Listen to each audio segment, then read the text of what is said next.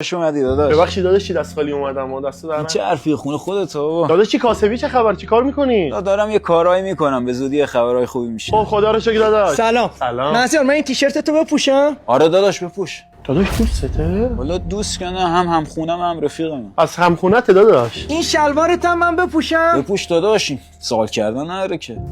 خودش لباس نداره. چرا بابا، کلی خودش لباس داره ولی عشق امروز لباسا منو بپوشه. چیز عجیبیه؟ نه همینطوری گفتم داداش، آخه عجیب بود برام. من دارم میرم، کاری نداری با من؟ فرید ساعت دستمه نمیخوای؟ این یکی رو انداختم دستم، بذار دستت باشه. رکابی شلوارتم پوشیدم. لباس زیرمونه که دیگه نپوشیدید. تو یزیدتون مهمان نشستی. من برم دیگه. قربونه.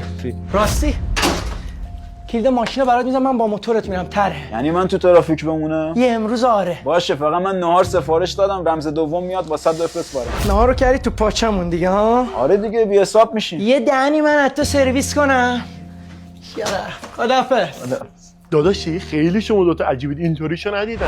چی عجیبه؟ الان هر دختر یا پسری یه رفیق اینطوری داره. تیکه میندازی به؟